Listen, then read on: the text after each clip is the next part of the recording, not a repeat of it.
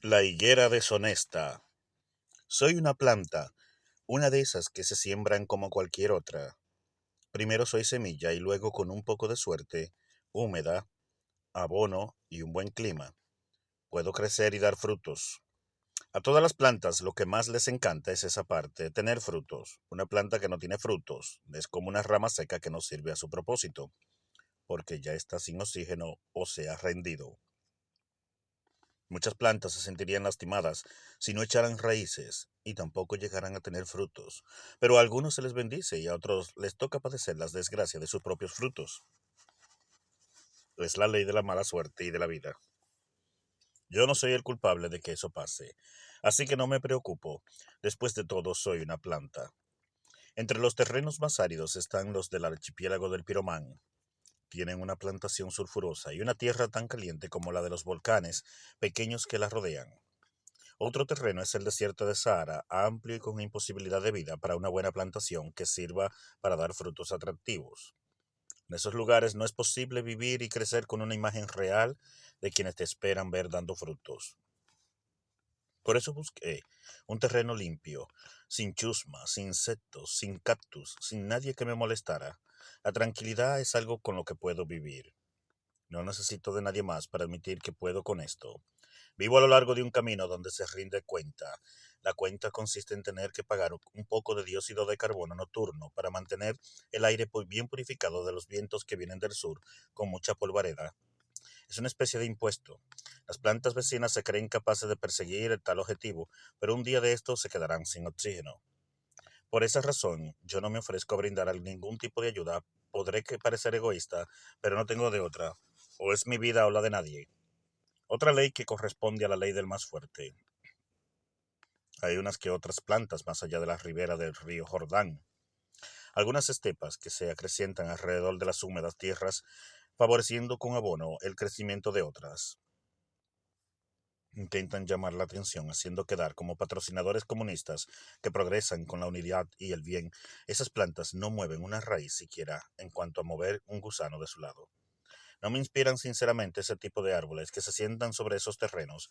Son las más pequeñas cuando las siembran y luego se vuelven las más grandes de todas. Siempre parecen robarse el espectáculo, los famosos granitos de mostaza, los cuales tienen una historia de conquista muy antigua. A diferencia de aquella fábula aún más antigua, la salsa ardiente, que ha sido la única que ha logrado descubrir su brillante energía por medio de un secreto del universo. Estos granitos de mostaza corrompen a toda la comarca de plantaciones que nos rodean. Intentan caerles bien a algunos, pero todos saben que no es así. Si el que lo ilumina todo la encontrara en esas proporciones de bajo nivel, las revelaría de inmediato de sus cargos de árboles. A mí, en cambio, me elevaría hasta lo más alto que pueda llegar un verde y una complaciente higuera como yo. No todas las higueras somos iguales.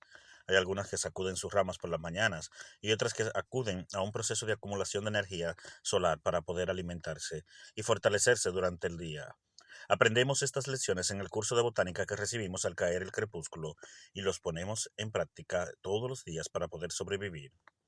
El peor enemigo de una higuera es tener que enfrentarse al clima. En mi caso, vivo a la salida de un pueblo llamado Betania. Pasan por aquí algunos tremendos vientos que arrasan con las plantaciones más débiles. Echar raíces con prontitud, madurar las ramas, afianzarnos a la tierra profundamente, es lo que menos se puede hacer para evitar esta catástrofe.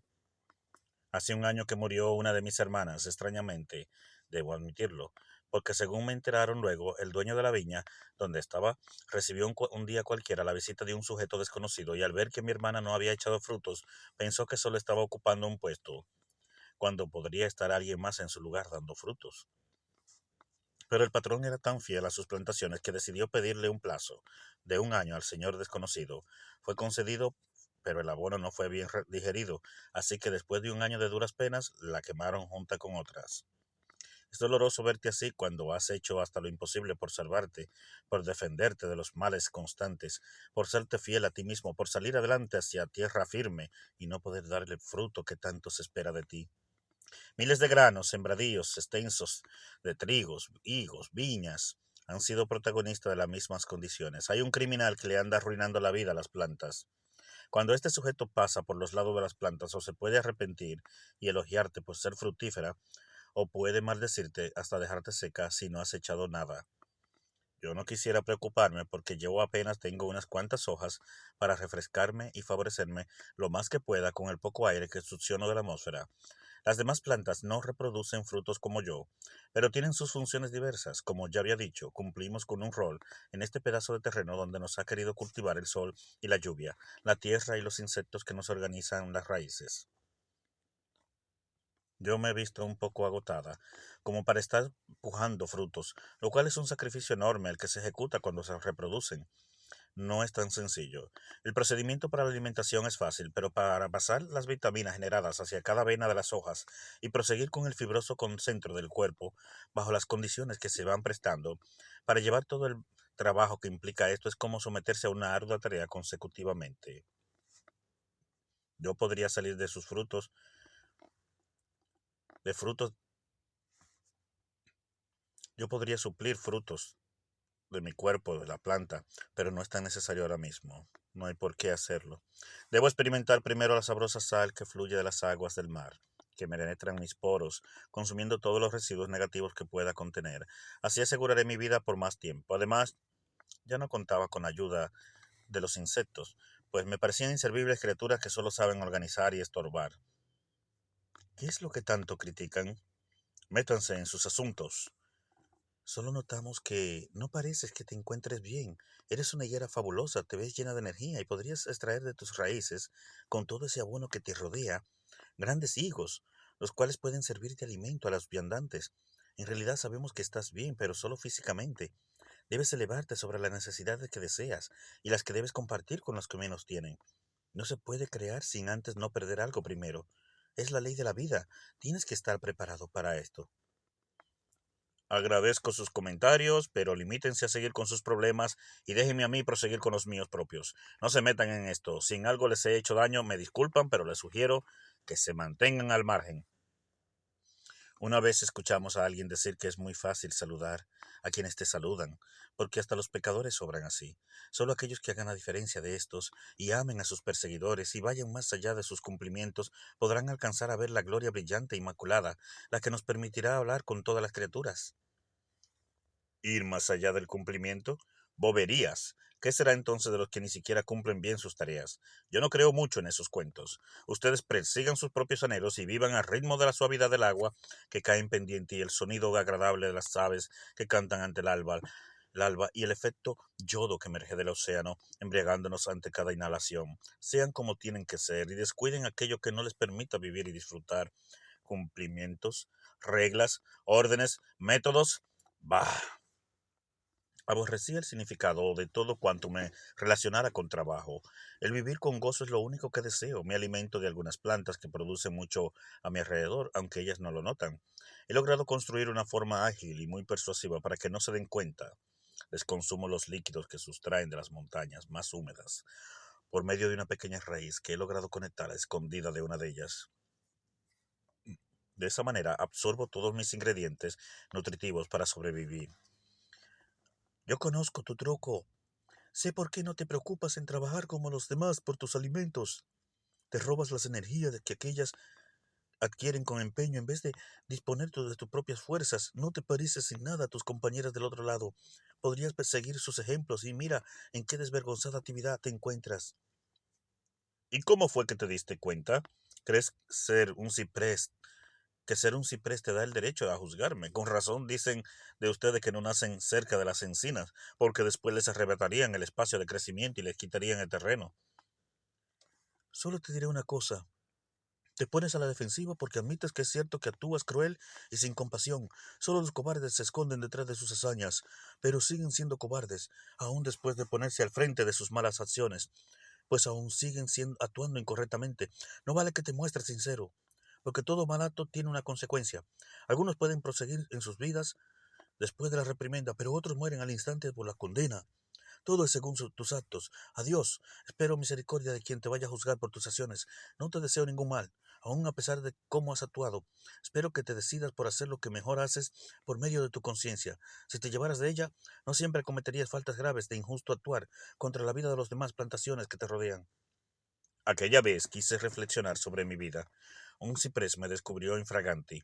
De alguna manera detectó la vibración de los líquidos por mi raíz cuando la succionaba. No tenía de otra que limpiar mi nombre.